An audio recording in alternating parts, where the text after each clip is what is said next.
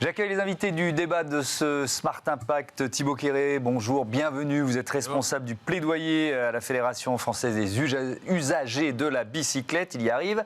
Et Camille Anuise, bonjour et bienvenue.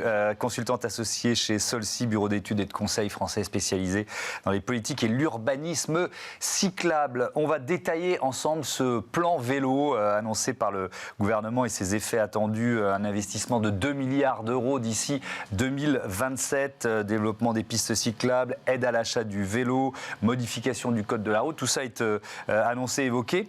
Thibaut Quéré, je commence avec vous. Est-ce que ces 2 milliards, ça prouve que le gouvernement a pris la mesure des enjeux ? Ça prouve que le gouvernement, en tout cas, a pris la mesure du retard qu'avait pris la France par rapport aux autres pays européens. C'était un point qu'on avait souligné très fortement auprès du ministre et de la Première ministre. La France, aujourd'hui, est vraiment en queue de peloton au niveau européen. Il faut bien avoir conscience en termes de développement du vélo. Le confinement, enfin le déconfinement. Même depuis 2 ans, ce que j'allais vous dire. Même depuis 2 ans, parce qu'on était parti, en vrai, de très très bas. En Europe, on estime qu'entre 3 et 30%, selon les pays, des déplacements sont effectués à vélo. Et la France... elle est plutôt proche de 3 que de 30. Et donc, la France avait beaucoup de retard et ce plan vélo était absolument nécessaire, dans le cas notamment des politiques de planification écologique du gouvernement, mais aussi pour répondre à la problématique de pouvoir d'achat et d'inflation du coût des déplacements. Donc, une bonne prise en compte, en tout cas, du retard. Maintenant, si on veut avoir une dimension beaucoup plus proactive et une volonté d'aller encore plus loin et de vraiment développer plus largement le vélo, les 1,45 milliards d'euros qui sont mis sur la table pour développer les infrastructures cyclables, les pistes cyclables, les voies apaisées, ne seront pas suffisants. Et ça, c'était un point sur lequel... Vous le chiffrez à combien ? Vous pensez qu'il faudrait... Le besoin minimum, il est de 2,5 milliards d'euros sur la période. C'était un besoin qui a été estimé par l'ADEME, qui est l'Agence nationale de la transition écologique, et qu'on avait chiffré aussi avec les associations qui représentent les collectivités, et aussi avec le monde économique, puisque le monde économique a besoin de développer le marché intérieur, la demande, la pratique du vélo, pour que se développe derrière l'offre aussi en matière d'équipement et de vélo. Camille Anuise, ces 2 milliards, ils doivent servir prioritairement à ça, d'abord les pistes cyclables, ou si vous deviez, c'est jamais facile de choisir ce qui est le plus important, vous diriez quoi ? En fait, il faut repartir du besoin de l'usager. Aujourd'hui, comme l'a dit Thibaut Quéré, il y a une forte demande pour le vélo, une très forte demande qui a explosé après la crise sanitaire. Les gens ont envie de se mettre au vélo. Mais il y a une condition qu'il faut remplir pour pouvoir se mettre au vélo. Il faut pouvoir le faire de manière sécurisée, sans se poser la question, est-ce que je vais risquer ma vie ce matin en allant au travail, à l'école, en allant faire mes courses ? Et donc, pour régler ce problème-là, la solution, c'est en effet de créer des aménagements sécurisés pour les cyclistes, qui soient continus, qui soient confortables, et qui soient séparés du trafic automobile quand il y en a besoin. Donc, vous parlez de sécurité, pardon de vous interrompre, il y a aussi le vol, ça reste une préoccupation, ça reste une difficulté pour un frein au développement du vélo ? C'est le frein qui vient juste après en fait, l'absence d'aménagement. Donc il est secondaire. Vraiment, la priorité doit être mise sur les aménagements cyclables. Donc 2 milliards d'euros d'ici 2027. Est-ce que vous craignez un saupoudrage ? Parce qu'on se dit c'est une somme importante. Maintenant, toutes les annonces gouvernementales sont chiffrées en milliards. Est-ce que vous craignez un saupoudrage ? Un petit peu, oui, parce que on le voit sur le terrain avec les collectivités qu'on accompagne dans la mise en œuvre de leur politique cyclable. En fait, les financements de l'État peuvent avoir un effet levier important, mais aujourd'hui, on a des plafonds, notamment par exemple dans les zones urbaines qui sont très densément peuplées, où il y a cette demande très très forte de la part des habitants et des habitantes, où le plan vélo prévoit par exemple un plafond de 15% de financement de l'État. Et ces 15% plafonnés ne vont pas suffire à créer un effet levier assez important pour créer plein d'infrastructures partout et pour répondre rapidement à la demande. Et aujourd'hui, on a vraiment besoin d'avoir cette aide de l'État qui accompagne les collectivités pour développer un réseau rapidement, puisqu'on a beaucoup de retard à rattraper. Thibaut Quéré, sur la formation, l'éducation, vous parlez du savoir rouler à vélo. Alors, qu'est-ce qu'il y a derrière ça ? Parce que ça ne suffit pas de savoir pédaler. Évidemment, c'est une évidence, mais on va le détailler. Ça veut dire quoi ? Il n'y a pas de formation aujourd'hui, pas suffisamment de formation aujourd'hui. Qu'est-ce qu'on peut en dire ? Il faut bien prendre conscience de l'enjeu qu'est l'éducation. Nous, quand on est arrivé devant le gouvernement par rapport à ce plan vélo, pour nous, il y avait 3 axes prioritaires. Investir, donc ça, on en a déjà parlé, avec des niveaux d'investissement très importants pour sécuriser les trajets. Vous dites qu'il en manque, mais il en manque. Animer sur le territoire, on a besoin de collectivités qui ont les moyens de leur action et on a besoin ça, on en reparlera un peu plus tard. L'association d'usagers que nous représentons, et puis il y a la dimension éduquée qui est extrêmement importante. Aujourd'hui, en France, on a beaucoup de personnes qui ne savent pas faire du vélo, même adultes, qui soit le disent et le verbalisent, ou soit ne le disent pas vraiment. Ou ils pensent savoir faire du vélo, mais ils ne savent pas vraiment le faire en ville, dans un environnement avec... Ils ne sont pas suffisamment en confiance et en capacité pour réellement prendre plaisir à faire du vélo et derrière changer leur pratique au quotidien. s'il y a une infrastructure sécurisée qui est existante.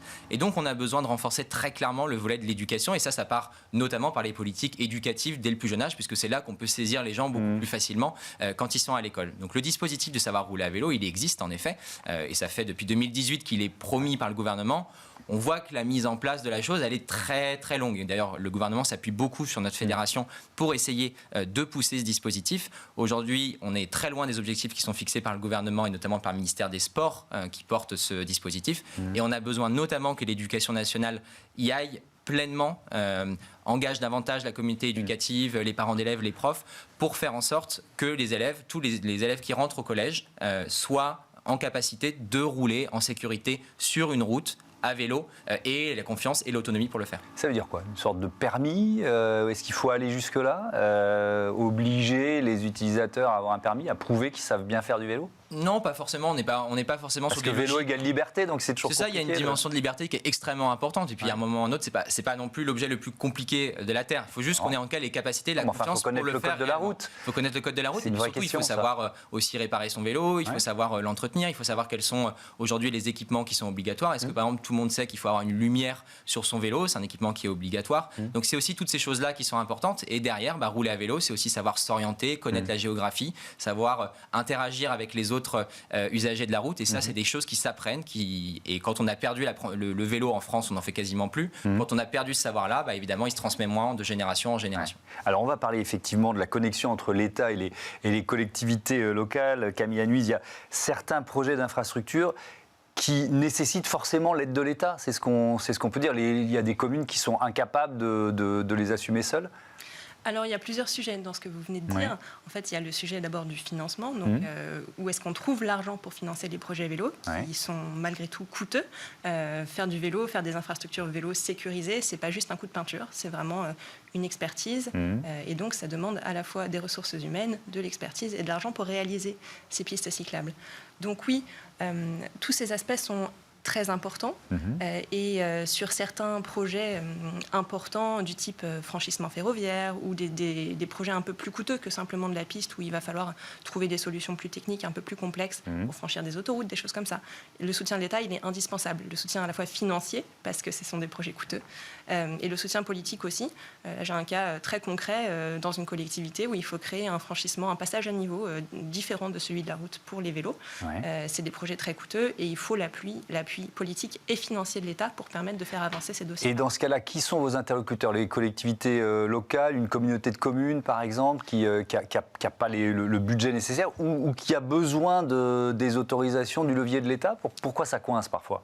Alors c'est un peu les deux aussi. On a besoin de l'appui de l'État parfois politiquement, par le biais d'un préfet par exemple qui va pouvoir appuyer une demande par exemple sur le dossier que je viens de citer, mais le financement également des infrastructures est important. Et est-ce qu'il y a là un enjeu de développement aussi du vélo en dehors des grandes villes, c'est-à-dire à la périphérie des villes ou dans des communautés plus rurales? Je pose cette question et je la relie à une autre question sur l'appétence de cette France qui roule encore en voiture. Est-ce qu'elle est demandeuse de moins rouler en voiture? Double question. Alors, elle est demandeuse également, mais de fait, quand on regarde un peu le paysage français, il y a un peu moins de demandes dans les zones rurales qui sont un peu moins densément peuplées. Ça ne veut pas dire qu'on ne peut pas y faire de vélo, on peut faire beaucoup de choses, mais c'est vrai que c'est des zones où la voiture reste plus compétitive parce qu'on a aménagé le territoire d'une manière qui fait qu'il y a des très longues distances, les commerces sont loin, c'est plus difficile en fait d'imaginer faire des déplacements à vélo pour aller chercher son pain si c'est à 8 km par exemple. Mais ça ne veut pas dire qu'on ne peut rien faire, et dans les zones rurales, une des priorités, ça peut être par exemple d'accéder aux gares à vélo, puisqu'il y a une grande majorité des Français qui habitent très près d'une gare et donc ils peuvent se rabattre vers les gares à vélo.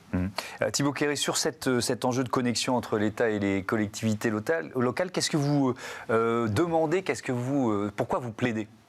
Nous, on plaide aussi parce qu'il y a un troisième acteur qui est un peu oublié dans ce diptyque, c'est les usagers, et notamment leur représentation au sein d'associations que nous on représente. On en a plus de 500 en France, et notamment beaucoup qui se développent en territoires ruraux. Et donc, on a besoin vraiment de créer ce triptyque à l'échelle des territoires, des usagers qui sont là pour concrètement apporter une expertise qui ne coûte pas en plus d'argent à la collectivité réellement, mais qui est celle de l'expertise du quotidien. Moi, je sais qu'à l'angle de ma rue, c'est dangereux de faire du vélo. Je sais qu'à tel endroit, le trottoir, il peut être dangereux, et je signale à la collectivité ce qu'il faut faire. Et donc, vraiment, cette expertise, elle existe. Elle n'est pas forcément connue de tout le monde, mais elle existe. Et on a besoin, nous les usagers, d'être très largement associés à la décision avec les collectivités qui bénéficient de l'expertise notamment des bureaux d'études, mais aussi d'une expertise interne, et de l'État qui vient là en planification, dans une logique d'accompagnement, de financement, parce que l'État a des objectifs nationaux en matière de pollution de l'air, de transition écologique, et a besoin d'accompagner et de faire en sorte que sur le terrain, ça s'anime, pour que derrière, ce ne soit pas juste des promesses au niveau national qui ne soient jamais suivies d'effets à l'échelle locale. Ouais, vous demandiez un programme d'accompagnement des territoires pilotes doté d'un financement de 500 millions sur 5 ans. Est-ce que ça, c'est dans le plan vélo ou pas? Alors, ça n'a pas été arbitré finalement de cette manière-là, mais en tout cas, l'appel à territoire a été lancé la semaine dernière. Il est doté de 100 millions d'euros sur les 5 années qui viennent et il est mis dans une logique expérimentale. Donc, l'État va expérimenter un accompagnement sur plusieurs années des collectivités, qui était une demande très forte de la part des collectivités, qu'on soutenait nous en tant que représentants des usagers, parce qu'un accompagnement spécifique sur une infrastructure, un franchissement, c'est très bien et ça permet vraiment de faire un effet de levier et c'est là où l'État est extrêmement pertinent. Mais accompagner aussi les collectivités sur le long terme pour déployer un vrai plan vélo avec des lignes structurantes, avec aussi des plans d'apaisement de l'espace public, mettre en place du stationnement, tout ça c'est coûteux en ingénierie et c'est coûteux en investissement et l'État est aussi extrêmement pertinent à venir accompagner notamment soit les grosses métropoles qui mettent en place des réseaux express vélo, mais là-dessus l'État aujourd'hui ne veut pas forcément se mouiller trop sur ce sujet, ou alors d'accompagner des territoires plus petits, des communautés d'agglomération, des communautés de communes, pour les aider à un peu lancer cette première dynamique autour du vélo et c'est ce qu'aujourd'hui représente cet appel à territoire. Merci beaucoup à tous les deux et à bientôt sur Bismart. On passe à notre rubrique Start-up, on végétalise.